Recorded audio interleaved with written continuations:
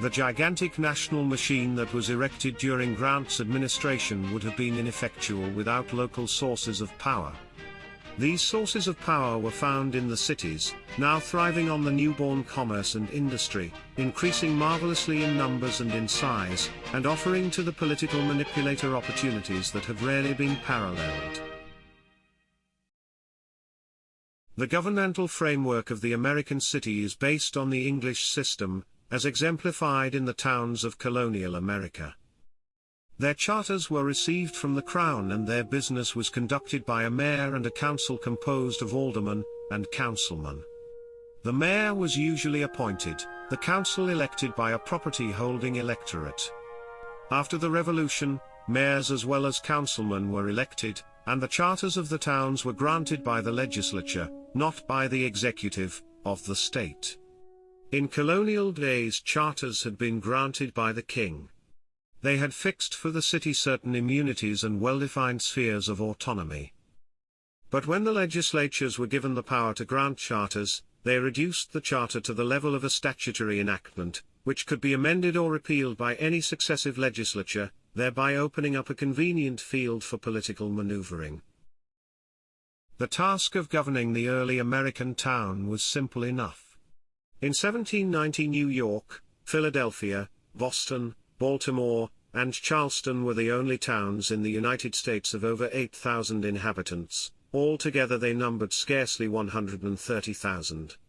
Their populations were homogeneous, their wants were few, and they were still in that happy childhood when every voter knew nearly every other voter and when everybody knew his neighbor's business as well as his own, and perhaps better. Gradually the towns awoke to their newer needs and demanded public service, lighting, street cleaning, fire protection, public education. All these matters, however, could be easily looked after by the mayor and the council committees. But when these towns began to spread rapidly into cities, they quickly outgrew their colonial garments. Yet the legislatures were loath to cast the old garments aside. One may say that from 1840 to 1901, when the Galveston Plan of Commission government was inaugurated, American municipal government was nothing but a series of contests between a small body of alert citizens attempting to fix responsibility on public officers and a few adroit politicians attempting to elude responsibility, both sides appealing to an electorate which was habitually somnolent but subject to intermittent awakenings through spasms of righteousness. During this epoch no important city remained immune from ruthless legislative interference. Year after year the legislature shifted officers and responsibilities at the behest of the boss. Ripper bills were passed, tearing up the entire administrative systems of important municipalities. The city was made the plaything of the boss and the machine. Throughout the constant shifts that our city governments have undergone one may, however, discern three general plans of government. The first was the centering of power in the city council, whether composed of two chambers, a board of aldermen and a common council, as in New York, Philadelphia, and Chicago, or of one council, as in many smaller cities. It soon became apparent that a large body, whose chief function is legislation, is utterly unfit to look after administrative details. Such a body, in order to do business, must act through committees. Responsibility is scattered. Favoritism is possible in letting contracts, in making appointments, in depositing city funds, in making public improvements, in purchasing supplies and real estate, and in 1,000 other ways. So, by controlling the appointment of committees, a shrewd manipulator could virtually control all the municipal activities and make himself overlord of the city. The second plan of government attempted to make the mayor the controlling force. It reduced the council to a legislative body and exalted the mayor into a real executive with power to appoint and to remove heads of departments, thereby making him responsible for the city administration. But the type was rarely found in a pure form. The politician succeeded either in electing a subservient mayor or in curtailing the mayor's authority by having the heads of departments elected or appointed by the council or made subject to the approval of the council. If the council held the key to the city treasury, the boss reigned, for councilmen from properly gerrymandered wards could usually be trusted to execute his will. The third form of government was government by boards. Here it was attempted to place the administration of various municipal activities in the hands of independent boards. Thus a board had charge of the police, another of the fire department, another of public works, and so on. Often there were a dozen of these boards, and not infrequently over 30 in a single city, as in Philadelphia. Sometimes these boards were elected by the people, sometimes they were appointed by the council, sometimes they were appointed by the mayor, in one or two instances they were appointed by the governor. Often their powers were shared with committees of the council. A committee on police, for instance, shared with the Board of Police Commissioners the direction of police affairs. Usually these boards were responsible to no one but the electorate, and that remotely, and were entirely without coordination, a mere agglomeration of independent creations generally with ill-defined powers. Sometimes the laws provided that not all the members of the appointed boards should belong to the same political party or be of the same political opinion in state and national issues. It was clearly the intention to wipe out the partisan complexion of such boards. But this device was no stumbling block to the boss. Whatever might be the opinions on national matters of the men appointed, they usually had a perfect understanding with the appointing authorities as to local matters. In truth, the bipartisan board fitted snugly into the dual-party regime that existed in many cities, whereby the county offices were apportioned to one party, the city offices to the other, and the spoils to both. It is doubtful if any device was ever more deceiving and less satisfactory than the bipartisan board.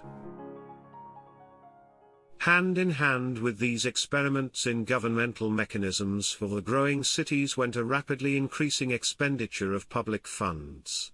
Streets had to be laid out, paved, and lighted, sewers extended, firefighting facilities increased, schools built, parks, boulevards, and playgrounds acquired, and scores of new activities undertaken by the municipality.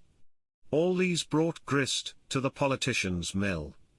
So did his control of the police force and the police courts. And finally, with the city reaching its eager streets far out into the country, came the necessity for rapid transportation, which opened up for the municipal politician a new El Dorado. Under the law, the right of a public service corporation to occupy the public streets is based upon a franchise from the city. Before the days of the referendum, the franchise was granted by the city council, usually as a monopoly, sometimes in perpetuity, and, until comparatively recent years, the corporation paid nothing to the city for the rights it acquired.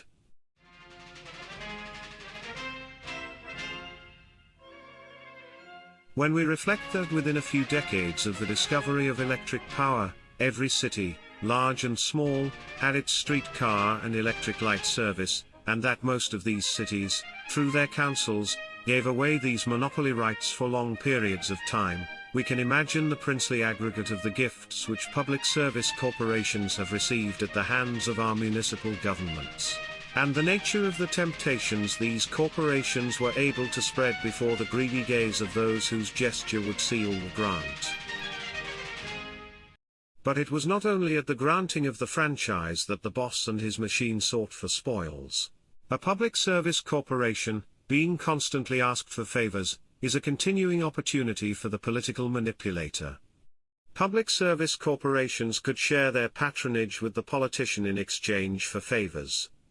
Through their control of many jobs, and through their influence with banks, they could show a wide assortment of favors to the politician in return for his influence, for instance, in the matter of traffic regulations, permission to tear up the streets, inspection laws, rate schedules, tax assessments, coroner's reports, or juries. When the politician went to the voters, he adroitly concealed his designs under the name of one of the national parties. Voters were asked to vote for a Republican or a Democrat, not for a policy of municipal administration or other local policies. The system of committees, caucuses, conventions, built up in every city, was linked to the national organization. The electorate was somnolent, and permitted the politician to have his way. The multitudes of the city came principally from two sources, from Europe and from the rural districts of our own country. Those who came to the city from the country were prompted by industrial motives, they sought wider opportunities, they soon became immersed in their tasks and paid little attention to public questions. The foreign immigrants were alien to American institutions. They formed a heterogeneous population to whom a common ideal of government was unknown, and democracy a word without meaning. These were easily influenced and easily led. Under the old naturalization laws, they were herded into the courts just before election and admitted to citizenship. In New York they were naturalized under the guidance of ward heelers, not infrequently at the rate of one a minute. And, before the days of registration laws, ballots were distributed to them and they were led to the polls, as charity children are given excursion tickets and are led to their annual summer's day picnic. The slipshod methods of naturalization were revealed when the new law went into effect. Tens of thousands of voters who thought they were citizens found that their papers were only declarations of intentions, or first papers. Other tens of thousands had lost even these papers and could not designate the courts that had issued them, and other thousands found that the courts that had naturalized them were without jurisdiction in the matter. It was not merely among these newcomers that the boss found his opportunities for carrying elections. The dense city blocks were convenient lodging places for floaters. Just before elections, the population of the downtown wards in the larger cities increased surprisingly. The boss fully availed himself of the psychological and social reactions of the city upon the individual, knowing instinctively how much more easily men are corrupted when they are merged in the crowd and have lost their sense of personal responsibility.